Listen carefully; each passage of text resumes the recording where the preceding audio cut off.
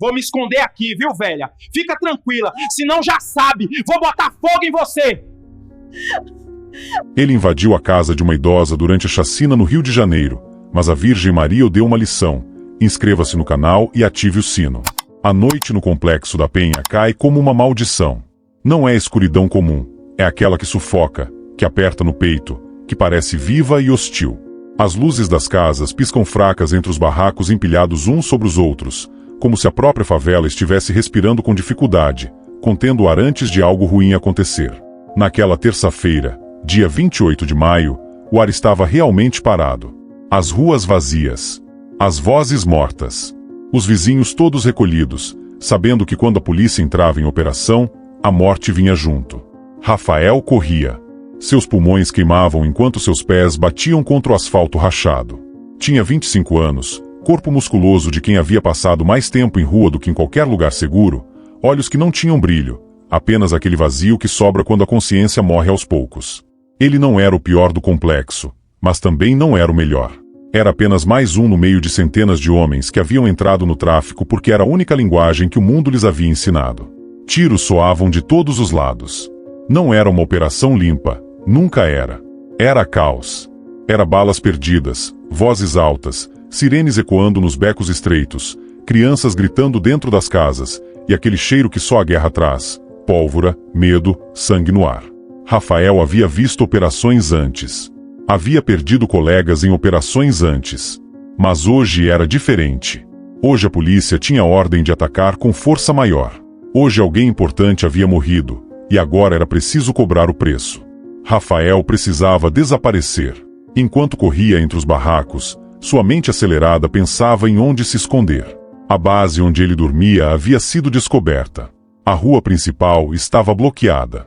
Os becos da favela se fechavam como uma ratoeira.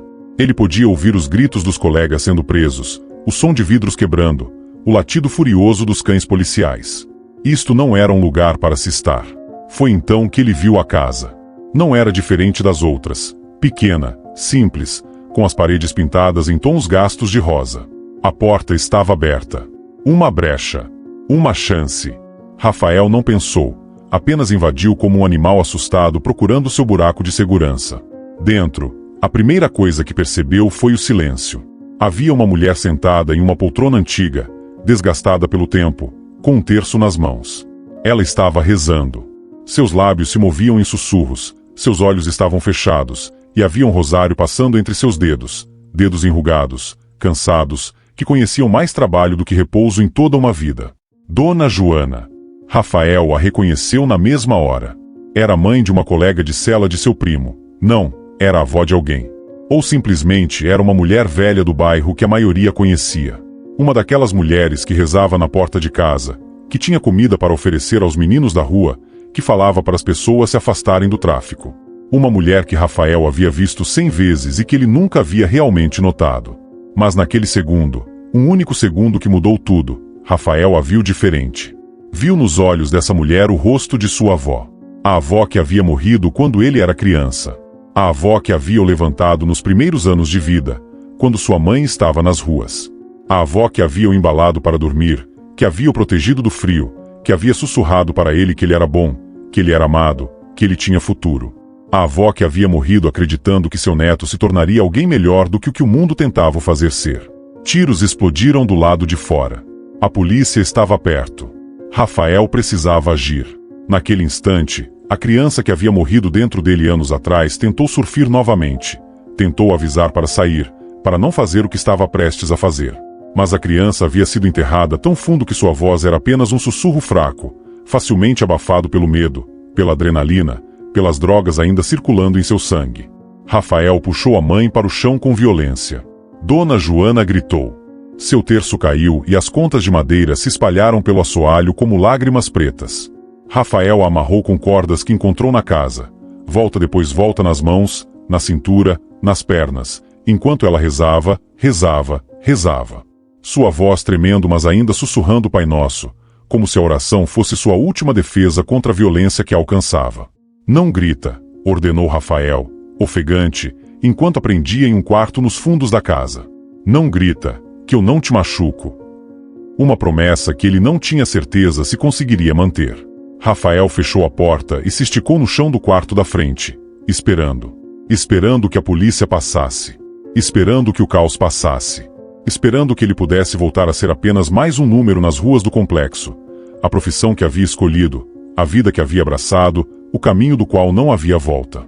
Mas havia volta. Sempre havia volta. E ela estava amarrada em um quarto nos fundos, rezando como se a fé pudesse transformar um bandido em homem novamente. A noite continuava. Os tiros ainda ecoavam. E em algum lugar do universo, em um plano que nem Rafael e nem Dona Joana podiam ver, uma mãe divina estava ouvindo aquele choro silencioso de uma velha que havia sido violentada, mas cuja fé permanecia intacta. O milagre estava apenas começando a se formar. As horas passaram como dias. Dona Joana estava deitada no chão do quarto, amarrada, tremendo.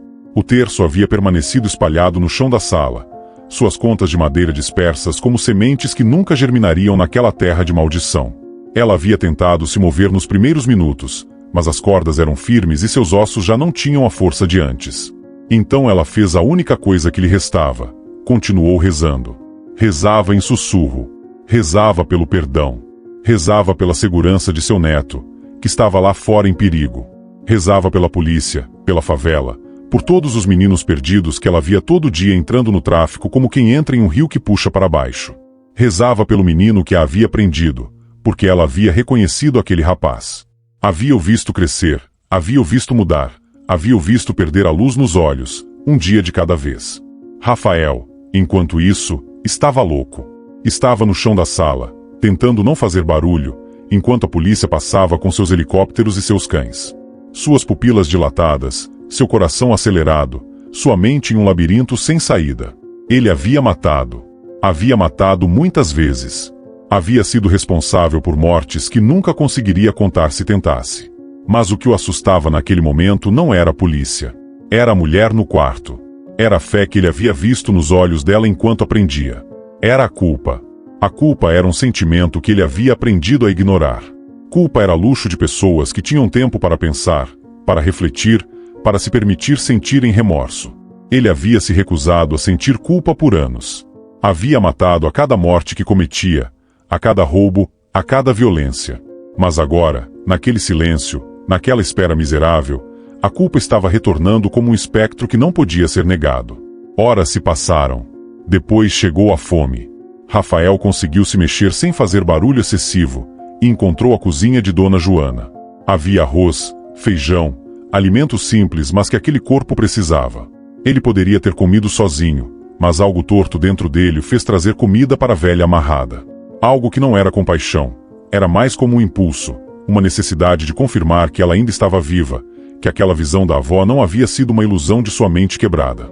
Rafael desamarrou as mãos dela apenas o suficiente para que pudesse comer. "Come", ordenou, sua voz áspera como vidro quebrado. Dona Joana olhou para ele.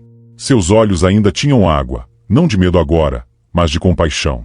Compaixão por aquele menino que não era menino, que era assassino e ao mesmo tempo vítima, que havia perdido a própria humanidade no caminho. "Meu filho, você não precisa fazer isso", sussurrou ela, com a voz fraca mas firme. "Você não é assim. Eu sei que você não é assim." Rafael saiu do quarto como se tivesse sido queimado. Ele não queria ouvir aquilo. Não queria ouvir alguém dizer que ele não era assim, porque ele sabia que era. Ele era assim. Ele havia escolhido ser assim. E não havia de esfarar a realidade com falsas esperanças de que havia algo bom nele que ainda pudesse ser resgatado. As horas continuaram. Rafael fumou. Rafael usou tudo que havia trazido com ele naquela madrugada sangrenta. As drogas que o deixavam num, que o mantinham desligado da realidade, que o tornavam capaz de cometer os atos que cometia. Quando tinha frio, acendia o fogo dela. Quando tinha raiva, e havia muita raiva, uma raiva de estar preso naquele quarto como um animal em uma gaiola, gritava para ela, gritava acusações sem sentido, gritava coisas que nem ele mesmo entendia. "Por que você rezava?" gritou uma vez. "Para que rezar? Para que fé? Você acha que Deus vai me salvar? Você acha que rezar vai consertar o que eu fiz?" Dona Joana o olhou nos olhos. "Não", disse ela, sua voz penetrando o caos mental dele como um raio de calma. "Mas rezar pode consertar você. Rezar pode trazer você de volta." Rezar pode mostrar para você que nem tudo está perdido. Rafael saiu do quarto novamente, porque aquele tipo de fé era a coisa mais assustadora que ele havia encontrado em toda a sua vida de violência. A polícia, enquanto isso, havia recuado. Os tiros pararam. O caos da operação se moveu para outras partes da favela, deixando aquela rua em uma quietude que era quase mais aterradora do que o barulho havia sido. Rafael sabia que precisava sair. Sabia que precisava voltar para suas operações, que precisava desaparecer nas ruas, que precisava continuar fingindo que era aquilo que havia escolhido ser. Mas dentro dele, uma semente de algo havia começado a germinar. Não era arrependimento ainda. Era apenas o começo de uma rachadura no muro que ele havia construído ao redor de sua consciência. Era a primeira brecha em uma fortaleza que havia levado anos para ser erguida. E daquela brecha, luz começava a entrar, iluminando coisas que ele havia preferido manter na escuridão. Dona Joana continuava rezando no quarto. Ela rezava não porque tinha esperança de ser libertada, porque na realidade da favela, ninguém libertava uma velha presa por um bandido. Ela rezava porque rezar era a única coisa que ainda tornava humana, a única coisa que a conectava com um mundo que era maior do que a violência que a rodeava. Rezava pelo neto, porque ela havia compreendido algo que Rafael ainda não havia compreendido, que o verdadeiro crime não era estar preso fisicamente. Era estar preso em uma mente que não conseguia ver além da própria dor, além da própria raiva, além de si mesmo. Ela rezava para que essa prisão invisível fosse quebrada. E em algum lugar, nos céus invisíveis que cercam este mundo frágil e ferido, uma mãe divina estava ouvindo aquele choro silencioso. Uma mãe que havia presenciado inúmeras violências, inúmeras dores, inúmeras perdas. Uma mãe cuja compaixão era tão profunda que transcendia todos os limites do tempo, do espaço e da compreensão humana. Ela estava se preparando para intervir, porque haveria um momento em que o silêncio se tornaria trovoada. Haveria um momento em que a escuridão se tornaria luz. Haveria um momento em que Rafael, perdido em seus próprios abismos, veria uma verdade que não podia ser negada, não podia ser fugida, não podia ser ignorada. Mas por enquanto, ele sentia apenas o peso da culpa que ele havia subestimado, o peso da consciência que havia tentado matar há tanto tempo, o peso de uma avó que havia criado amando, agora amarrada em seu quarto, rezando por sua alma, o peso que precedia sempre a transformação. O amanhecer chegou cinzento. Não havia claridade verdadeira, apenas uma tonalidade mais pálida sobre a favela, como se o próprio dia tivesse medo de iluminar completamente aquele lugar. Rafael havia dormido poucas horas, um sono agitado de quem sabe que está cometendo um erro mas não consegue parar. Acordou várias vezes durante a noite, suado, com o coração acelerado, tendo sonhos que não conseguia lembrar mas que deixavam um gosto de sangue na boca. Dona Joana não havia dormido. Ela havia passado a noite toda amarrada, e quando Rafael finalmente saiu do quarto no amanhecer, encontrou a velha com os olhos abertos, vermelhos de choro, mas ainda rezando. Seu corpo estava dolorido, podia ver pela forma como ela respirava, pela maneira como cada movimento era um esforço. Mas seus lábios continuavam se movendo, continuavam sussurrando Pai Nosso, Ave Maria, o Glória Seja. Vó, come alguma coisa, disse Rafael, surpreendido por sua própria voz ainda ser capaz de soar quase humana. Dona Joana olhou. Havia algo em seus olhos que Rafael nunca havia visto antes. Não era medo, não era ódio, não era julgamento. Era a pena. Pena de um menino que havia perdido o caminho tão completamente que nem sabia mais onde ele estava. Você está bem? Perguntou ela. A pergunta o atingiu como um soco no estômago. Como ela podia se preocupar com ele? Como ela podia estar amarrada, machucada, aterrorizada, e ainda assim se preocupar se ele estava bem? Rafael não respondeu. Apenas lhe deu água e arroz com feijão reaquecido. Enquanto a velha comia com dificuldade, suas mãos tremendo, sua boca ferida pelo ressecamento, Rafael caminhava pela casa, vendo coisas que nunca havia realmente notado antes. Havia fotografias nas paredes. Fotografias de pessoas sorridentes. Crianças, jovens, famílias. Havia uma foto grande do neto de Dona Joana, o rapaz que havia entrado para o seminário anos atrás, que havia se tornado padre.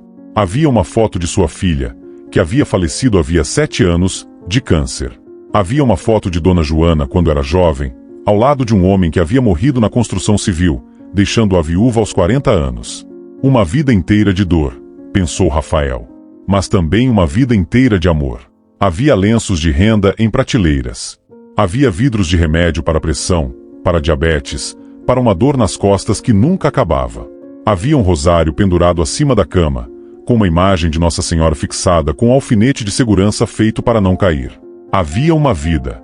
E naquela vida, Rafael havia entrado como uma mancha preta, como uma violência sem rosto que havia transformado segurança em terror. Do lado de fora, o complexo acordava. Mulheres saíam para buscar água. Não que houvesse água, mas havia um poço comunitário a 3 becos de distância.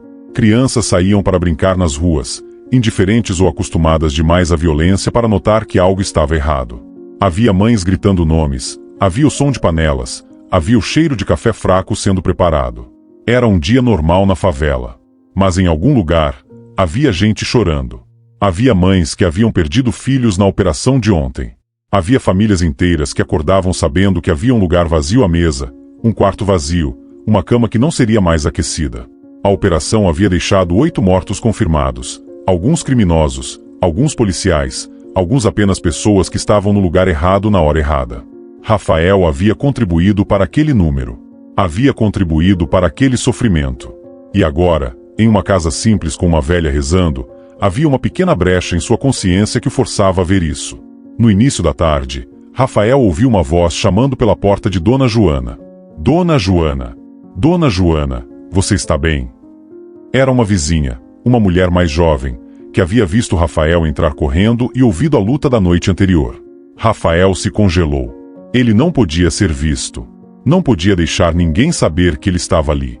Estou bem, filha.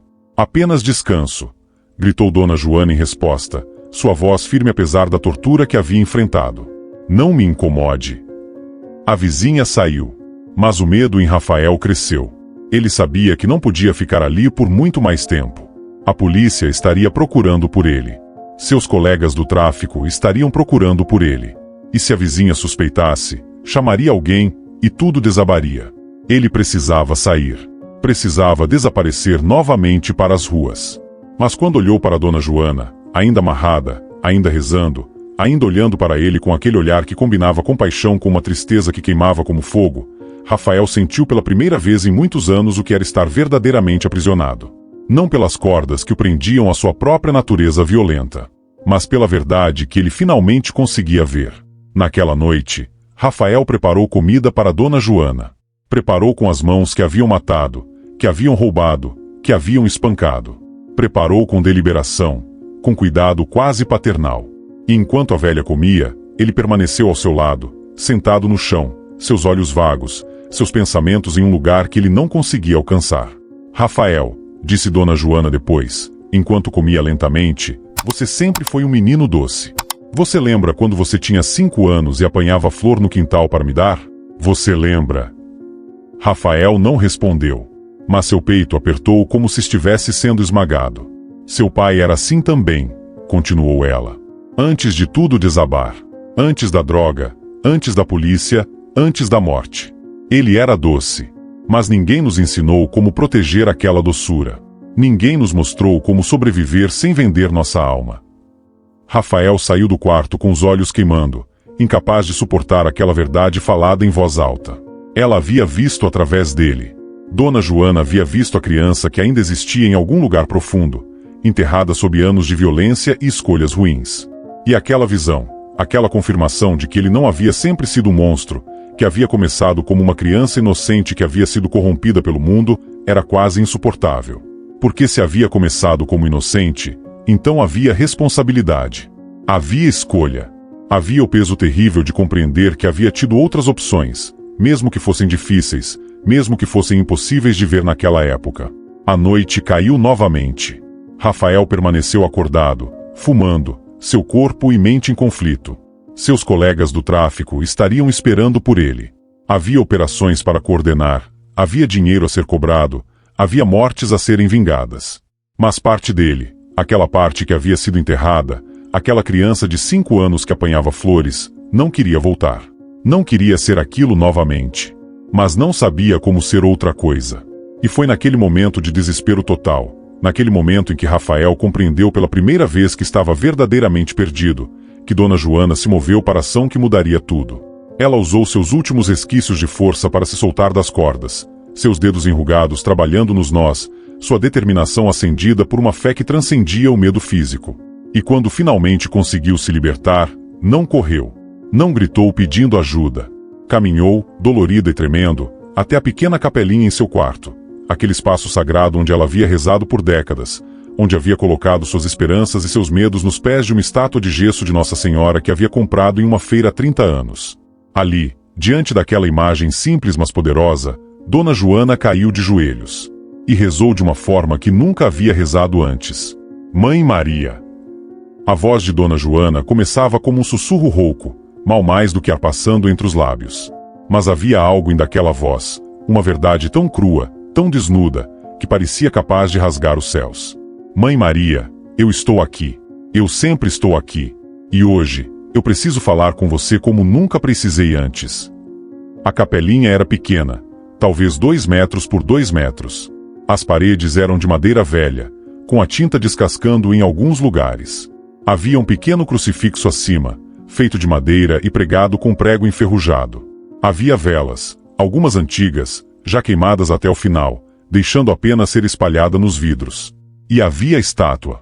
A Nossa Senhora de Aparecida em gesso, com seu manto azul feidim pela poeira dos anos, seus olhos vitrificados fixos em algum ponto distante, como se sempre soubesse que um dia precisaria ouvir exatamente isto.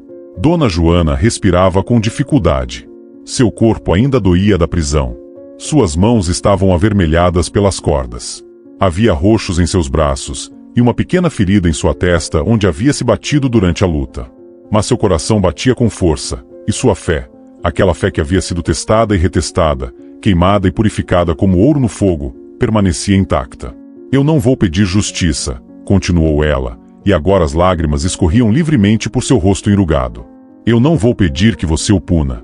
Eu não vou pedir que você faça com que ele sofra como ele me fez sofrer. Porque eu cometi aquele erro uma vez, pedir punição para quem me machucou, e isso destruiu minha alma. Isso me deixou amargada por anos. Ela fez uma pausa. Suas mãos estavam tremendo enquanto tocavam o terço que havia conseguido recuperar do chão. Meu neto é um menino perdido em um corpo de homem. Ele foi meu filho quando ninguém mais o queria. Quando sua mãe estava nas drogas, quando seu pai havia morrido, quando o mundo inteiro havia virado costas para aquela criança. E eu o amei. Mãe Maria, eu amei com toda a força que tinha. E mesmo quando ele se perdeu, mesmo quando ele entrou no tráfico, mesmo quando ele se tornou aquilo que é agora, mesmo assim, ele continua sendo meu filho. Meu filho. A voz dela rachou com emoção. Mas eu o perdi. Eu tentei tudo. Rezava, falava, mostrava o caminho, mas o mundo é mais forte do que um coração de avó. O dinheiro fácil foi mais atraente. A violência foi mais fácil do que a bondade.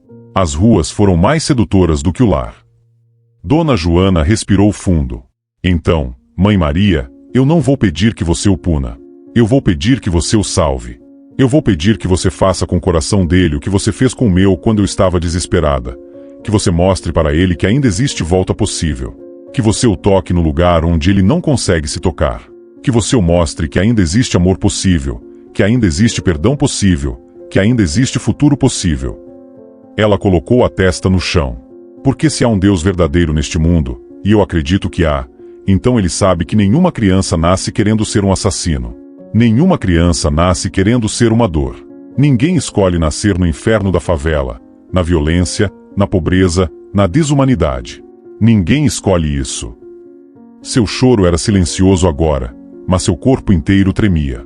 E se há uma mãe divina verdadeira neste mundo, e eu acredito que há, então ela entende isto. Ela entende que Rafael é tão vítima quanto eu sou. Ele é vítima de um sistema que o devorou, de ruas que o corromperam, de amigos que o seduziram, de um mundo que não lhe deu escolha. E então eu peço, por tudo que é sagrado, por tudo que é verdadeiro, por tudo que é amoroso, eu peço que você o salve, Mãe Maria. Dona Joana levantou a cabeça.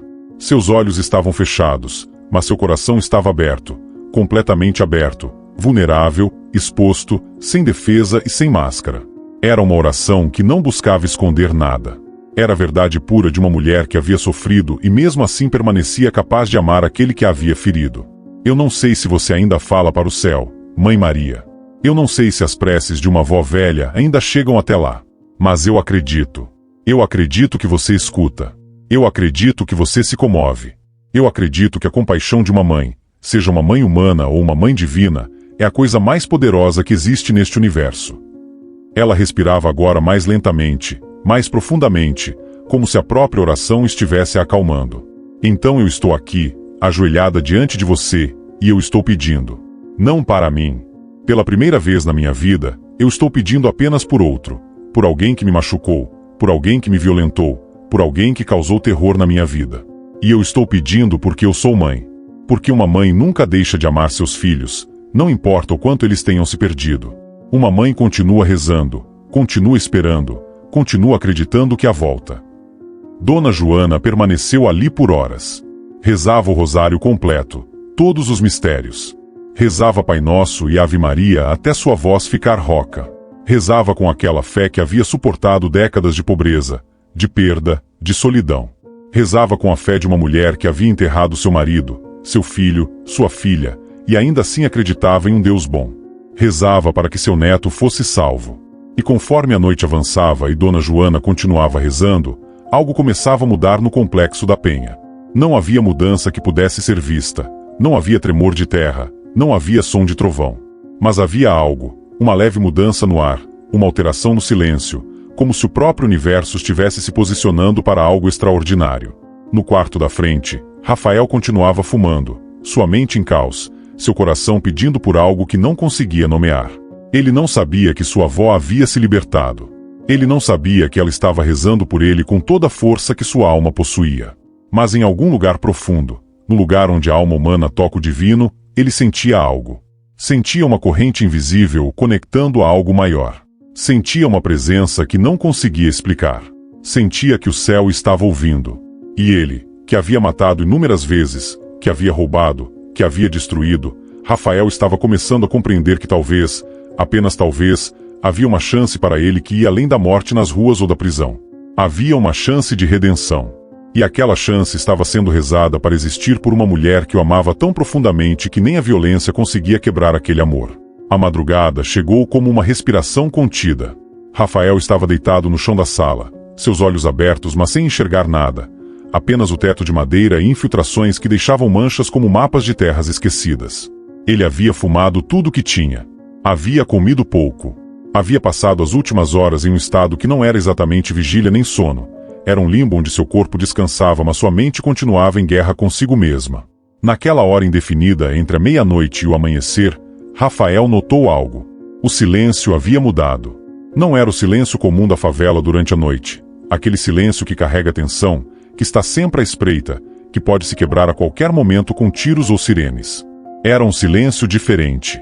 Era um silêncio que parecia vivo, que parecia estar respirando junto com ele, que parecia estar esperando por algo. Rafael se levantou lentamente.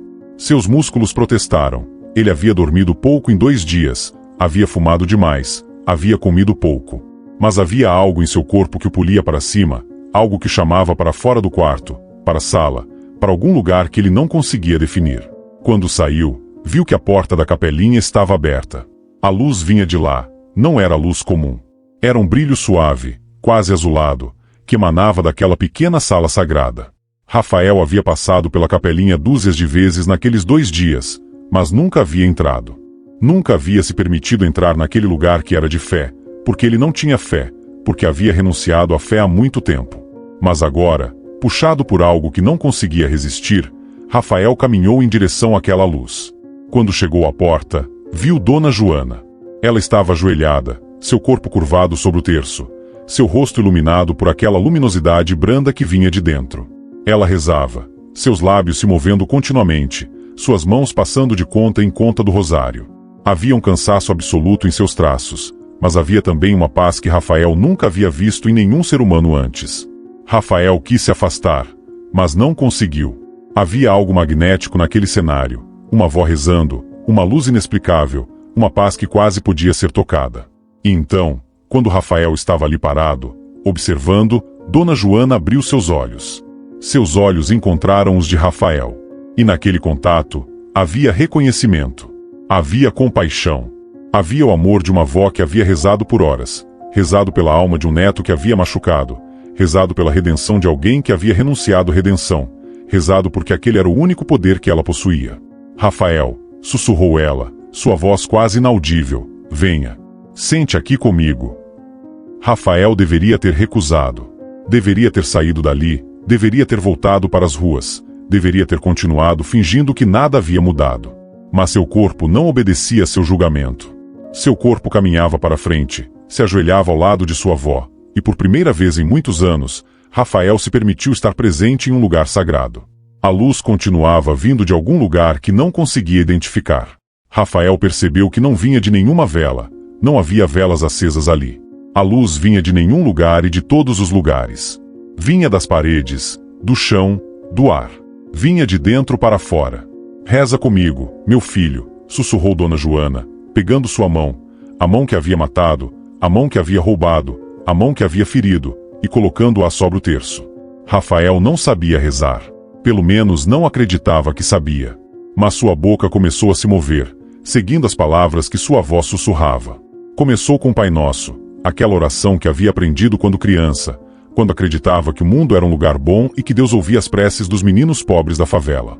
Conforme rezava, algo começava a acontecer dentro dele. Não era uma coisa dramática, não era uma transformação visível. Era mais sutil do que isso. Era como se uma porta que havia sido fechada durante anos começasse a se abrir. Era como se a verdade que ele havia enterrado sob camadas de defesa começasse a respirar novamente.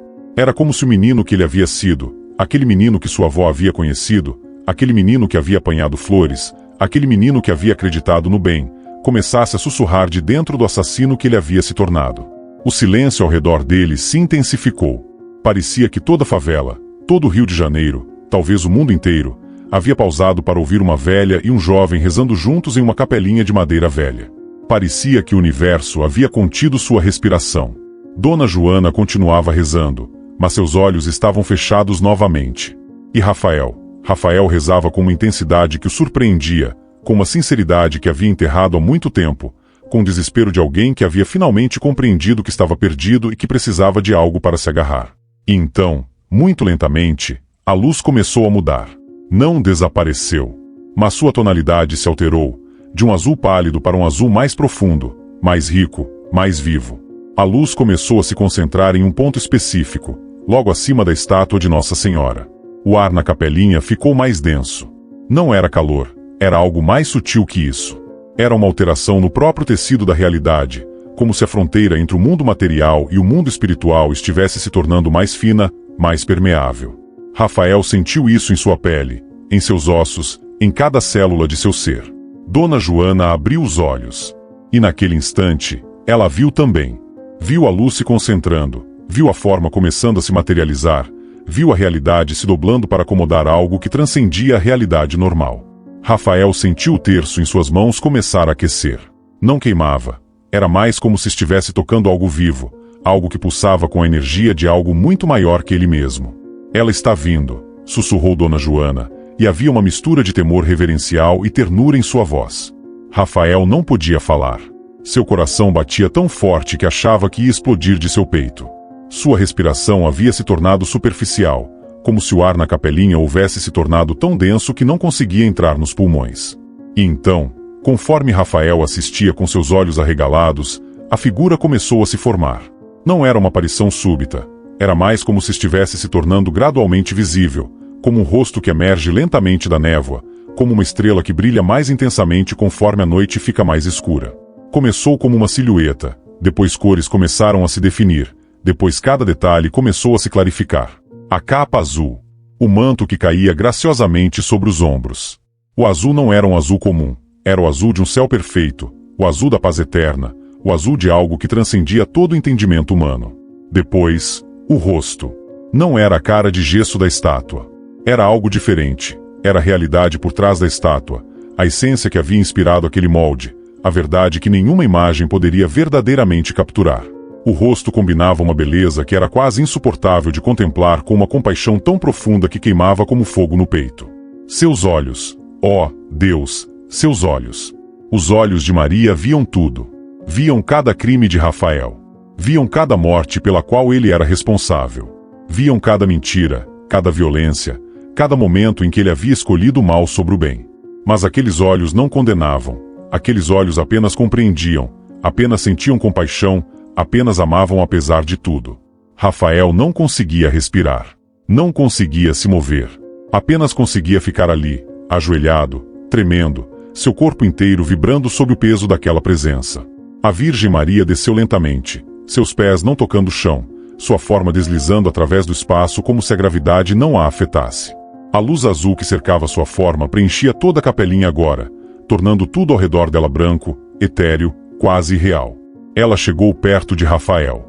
Tão perto que ele conseguia sentir a temperatura mudando, conseguia sentir uma brisa que parecia vir de um lugar além do temporal. Tão perto que podia ver cada detalhe daquele rosto, a gentileza nas linhas ao redor dos olhos, a força na estrutura do queixo, a ternura incomparável que emanava de toda a sua presença. E quando ela falou, sua voz foi como o próprio universo sussurrando, era tão profunda e tão delicada ao mesmo tempo, era tão antiga e tão atual, era tão poderosa e tão suave. Rafael. Seu nome saindo daquela boca foi como um trovão que não faz barulho, era silencioso e devastador ao mesmo tempo. Era como se aquela palavra, seu nome simples, seu nome corriqueiro, estivesse sendo pronunciada pela primeira vez, como se ganhasse um peso cósmico quando saía daqueles lábios. Rafael tentou falar, mas sua voz havia desaparecido. Maria estendeu sua mão, aquela mão que havia embalado o próprio Jesus Cristo, aquela mão que havia testemunhado milagres, aquela mão que havia experimentado a maior dor que uma mãe pode experimentar. Estendeu sua mão e tocou a testa de Rafael.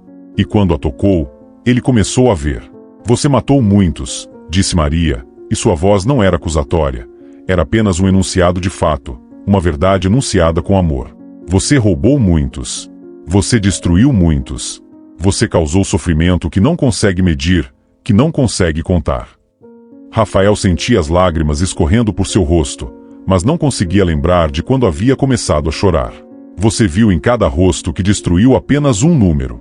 Você viu em cada vida que interrompeu apenas um obstáculo. Você aprendeu a não sentir porque sentir era luxo demais para alguém na sua situação. Aprendeu a não pensar porque pensar revelaria a verdade que você não conseguia suportar. A verdade de que havia escolha, mesmo quando não parecia haver. Maria se moveu lentamente, e Rafael notou que ela se dirigia a Dona Joana também. E quando aqueles olhos divinos encontraram os da velha, havia reconhecimento infinito. Mas esta mulher, continuou Maria, sua voz agora suave como mel, esta mulher rezou por você. Esta mulher que você aprisionou, que você aterrorizou, que você fez sofrer, ela rezou não por sua punição, mas por sua salvação. Porque o amor de uma avó é um reflexo do amor divino, não mede, não conta, não guarda rancor. Apenas ama. Rafael olhou para sua avó. E pela primeira vez, verdadeiramente pela primeira vez, viu ela. Viu a dor em seus olhos. Viu os roxos ainda visíveis em seus braços. Viu a coragem de alguém que havia sido violentado e ainda escolhia amar seu violentador.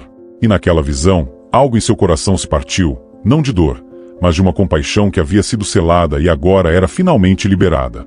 Rafael, você conhece a diferença entre julgamento e verdade? Perguntou Maria. Rafael negou com a cabeça. Julgamento é o que você esperaria de mim, que eu denunciasse seus crimes, que eu pronunciasse sua condenação, que eu mostrasse para você que é indigno. Mas verdade é diferente. Verdade é mais profunda. Verdade é que você não nasceu sendo um assassino. Verdade é que havia uma criança dentro de você que amava.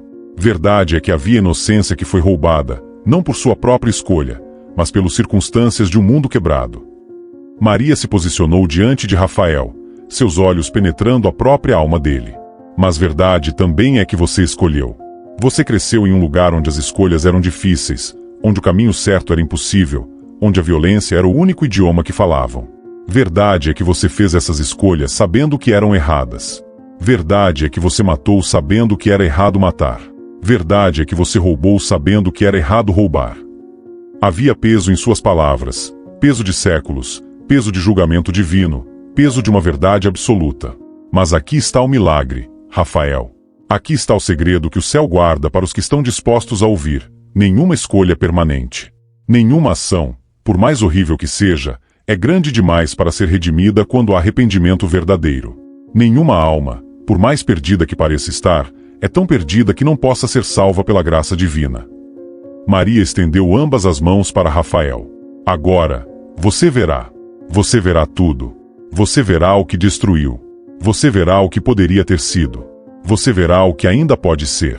E você escolherá, Verdadeiramente escolherá se deseja permanecer na escuridão ou se deseja caminhar para a luz. Rafael sentiu o mundo começar a desaparecer.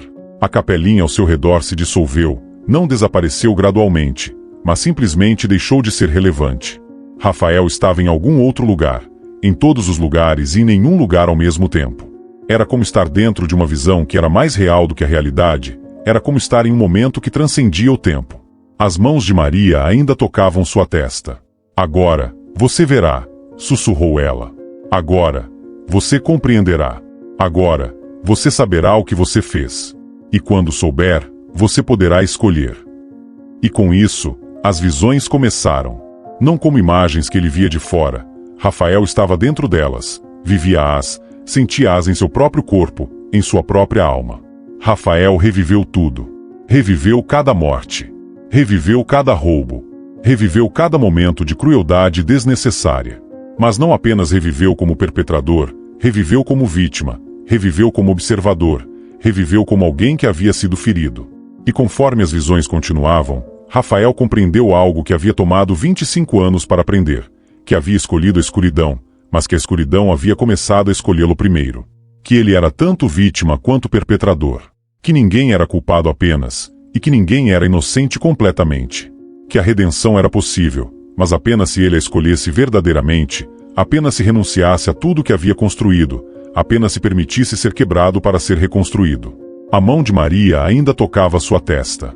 E naquele toque, havia a promessa de que não importava quão profundo ele houvesse caído, havia sempre um fio de esperança que podia ser puxado. Havia sempre uma porta que permanecia aberta. Havia sempre uma mãe que continuava chamando seu filho de volta para casa. Rafael tinha 7 anos. Estava deitado nos braços de Dona Joana, e o mundo era um lugar onde tudo fazia sentido. Havia o calor de um corpo que o amava. Havia o cheiro de café coado pela manhã. Havia a sensação de segurança que vem apenas quando você sabe que alguém está disposto a morrer por você. Dona Joana sussurrava histórias. Histórias de santos, histórias de milagres, histórias de um mundo melhor que existia além das ruas da favela. Você vai ser alguém especial, meu Rafael, dizia ela, beijando sua testa. Você tem um coração bom. Você vai ajudar as pessoas.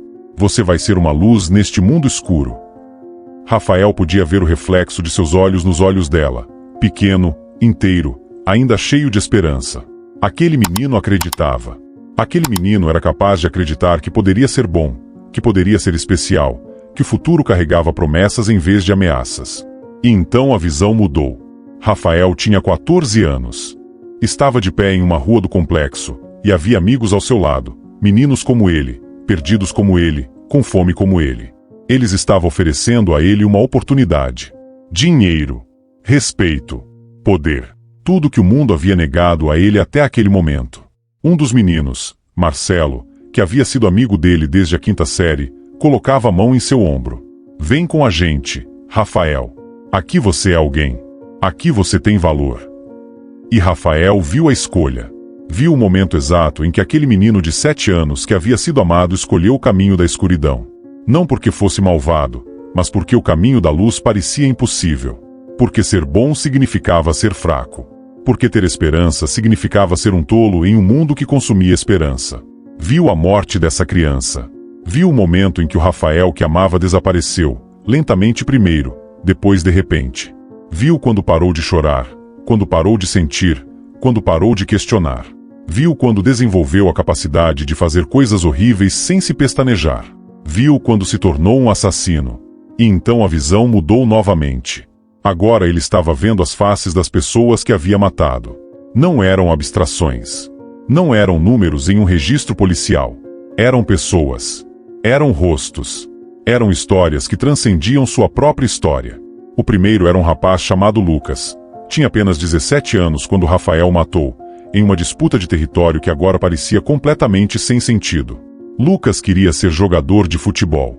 Seus pais haviam economizado para suas aulas de futsal. Havia um vídeo de Lucas em seu celular. Um vídeo em que ele marcava um gol incrível, em que estava rindo, em que era apenas um menino com sonhos. Rafael o havia matado por esse menino ter nascido na favela errada, em um bairro controlado por um traficante rival. Agora Rafael via a mãe de Lucas. Via essa mãe visitando o túmulo de seu filho em um cemitério pobre, onde a lápide estava rachada e coberta de lodo. Via essa mãe envelhecendo 10 anos a cada vez que o aniversário de Lucas chegava. Via essa mãe rezando, rezando, rezando, assim como Dona Joana havia rezado por ele. Mas a mãe de Lucas rezava pedindo apenas uma coisa: força para continuar vivendo. Depois veio outro rosto. E outro. E outro. Rafael viu o rapaz que havia roubado um relógio em uma operação que havia planejado. Aquele relógio havia pertencido a um professor aposentado que era a última memória que tinha de seu falecido filho. O professor, já viúvo, havia morrido de infarto 3 meses depois de perder aquele relógio. Rafael havia tido o relógio por uma semana, havia o vendido por nada, havia gastado dinheiro em drogas.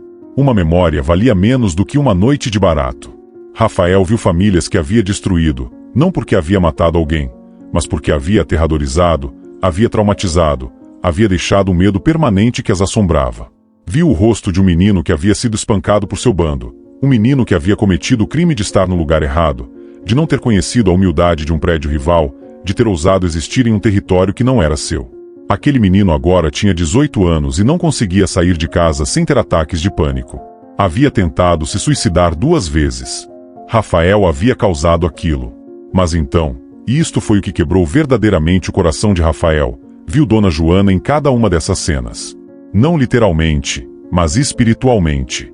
Viu que Dona Joana havia rezado não apenas por Rafael, mas também pelas famílias de todas as pessoas que Rafael havia ferido. Havia conhecido a mãe de Lucas em uma missa, e havia rezado por ela. Havia conhecido o professor que havia perdido o relógio, e havia o escutado falar sobre sua perda com o coração partido. Havia feito o que podia, que era muito pouco, para aliviar o sofrimento que o neto havia espalhado. E então a visão mostrou o futuro. Rafael viu a si mesmo 10 anos depois. Viu um homem que era tão perdido, tão vazio, que havia renunciado completamente a qualquer esperança de redenção. Aquele Rafael tinha cicatrizes de facadas. Havia perdido parte da audição em um ouvido por causa de um tiro que havia ecoado muito perto. Seus olhos eram 2 poços vazios, 2 abismos que haviam visto tanta morte que não conseguiam registrar mais nada. Naquela visão, Dona Joana estava morrendo. Rafael via esse futuro Rafael visitando sua avó em um leito de morte, e não havia reconhecimento nos olhos dela. Havia apenas uma tristeza infinita. Tristeza de uma avó que havia orado por décadas por um neto que nunca havia ouvido a oração, que havia rezado até seus últimos dias e havia morrido sem ver a salvação que havia pedido. Rafael via a si mesmo, naquela visão do futuro, gritando, não de raiva, mas de um arrependimento tão profundo que era indistinguível da morte. Rafael via a si mesmo caindo de joelhos ao lado do leito de Dona Joana, querendo dizer tantas coisas, mas tendo perdido a oportunidade de dizê-las. Havia apenas silêncio e a frieza do corpo que o havia amado uma última vez. E então a visão mostrou o que vinha depois. Rafael viu a si mesmo preso, porque naquela linha do tempo, ele seria capturado. Viu a si mesmo em uma cela, cercado por homens que eram reflexos de si mesmo, homens que haviam feito escolhas similares e haviam colhido a colheita similar de desespero e morte.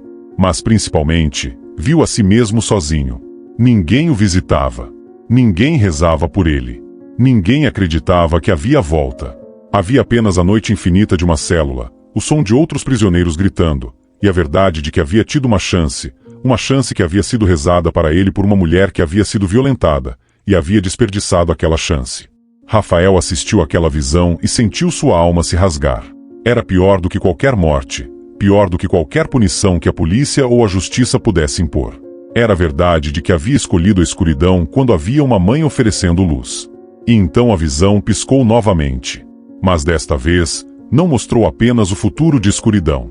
Mostrou um segundo futuro, um futuro diferente, um caminho que ainda estava aberto. Rafael viu a si mesmo 8 anos depois, mas desta vez, havia algo diferente. Havia paz em seus olhos. Havia propósito. Estava em uma cela ainda, porque essa visão também mostrava a prisão, mas a prisão havia se tornado um lugar de transformação em vez de destruição. Nessa visão, Rafael havia se entregue. Havia confessado tudo. Havia recebido uma pena de 20 anos. Mas nos primeiros anos, havia se quebrado completamente.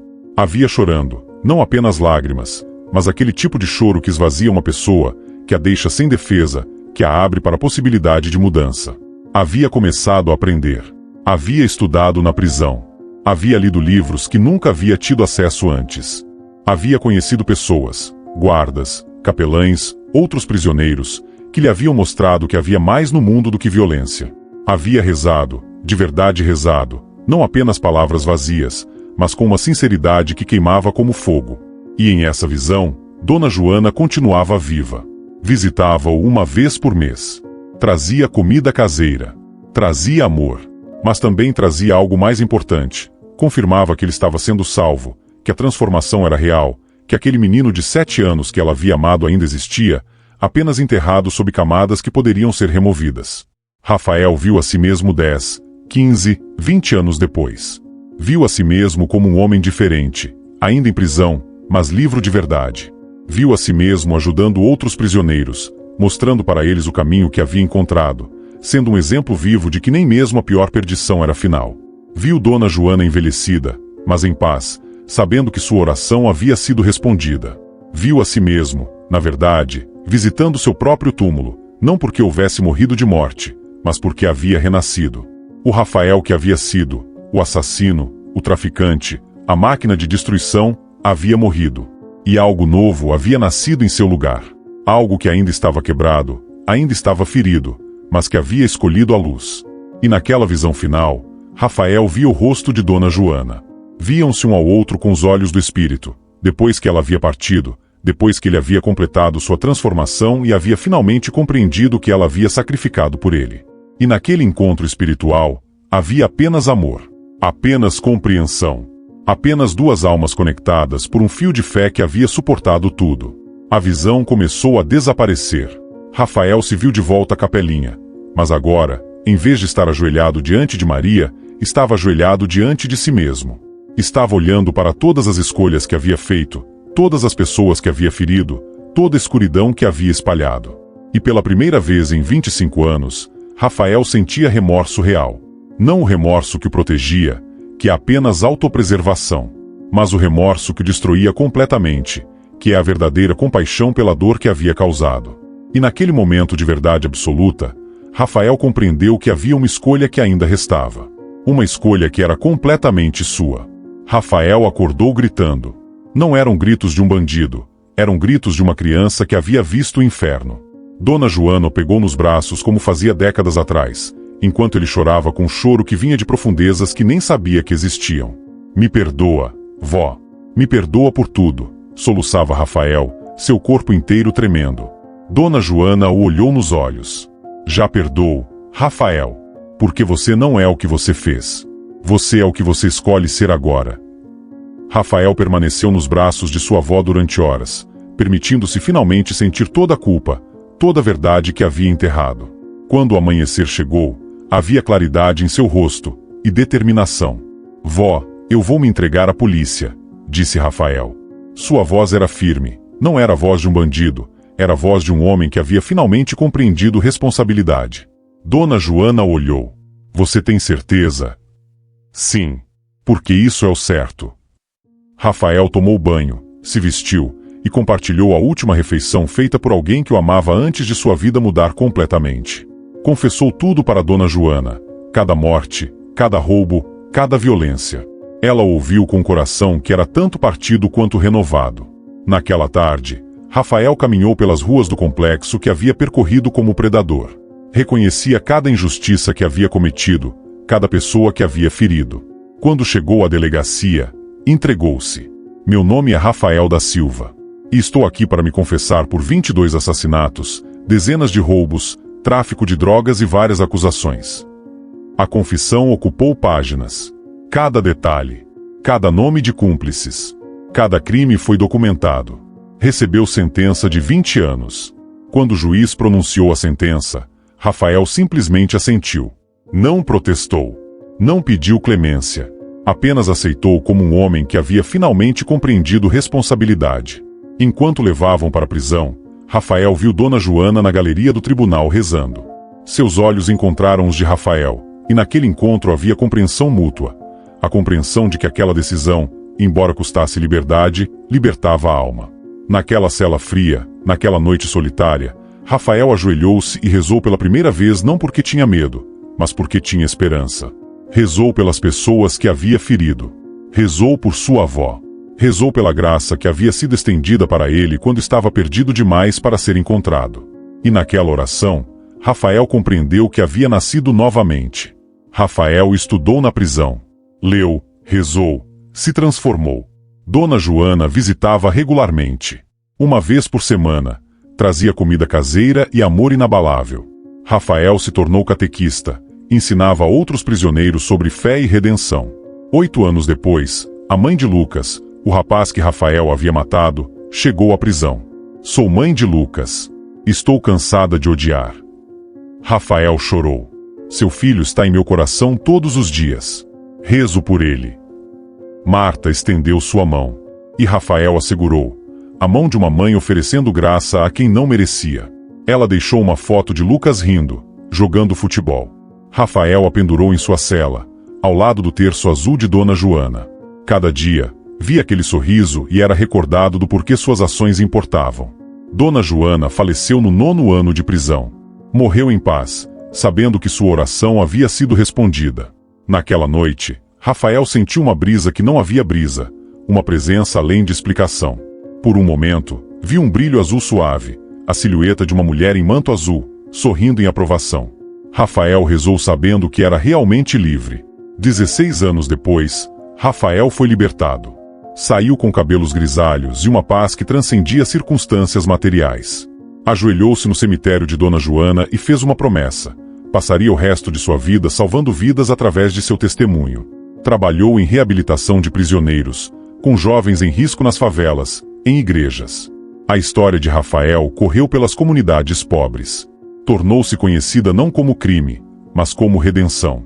Mães a contavam para seus filhos. Jovens reconsideravam o tráfico. Prisioneiros escolhiam transformação. 20 anos depois, Rafael contava sua história em uma comunidade cheia de mães e jovens. A verdade que aprendi: nenhum de nós está perdido demais. A graça chega através de alguém rezando por você. A graça chega através de sacrifício e amor inabalável. E Rafael continuou multiplicando a transformação que sua avó havia orado para que acontecesse. A verdade desta história é simples. Ninguém é tão perdido que não possa ser encontrado. Ninguém é tão quebrado que não possa ser restaurado quando alguém rezando e um coração disposto a mudar. O milagre é uma avó rezando por um neto que a violentou. É um assassino confessando. É uma mãe perdoando. São vidas transformadas. São comunidades cicatrizadas. É a fé e o amor inabalável corrigindo o impossível. Se essa história tocou seu coração, escreva amém nos comentários. Um simples amém é o começo de uma cura que você nem imaginava precisar. É um testamento de que a transformação verdadeira, que há sempre volta. Compartilhe com alguém que precisa acreditar novamente. Com alguém perdido, sofrendo, em escuridão. Porque essa mensagem é para todo coração que sente que a esperança além das circunstâncias. Inscreva-se para ouvir mais histórias de fé e amor. Histórias que recordam que somos todos conectados, todos capazes de transformação, que ninguém está verdadeiramente sozinho. Deixe seu like como uma prece silenciosa. Uma prece de que essa mensagem alcance quem precisa. Uma prece de que a história de Rafael inspire transformação real. Uma prece de que a fé de Dona Joana viva em cada um de nós. O amor de uma avó. O perdão de uma mãe que sofreu. A transformação de uma alma perdida. Essas são as histórias que salvam.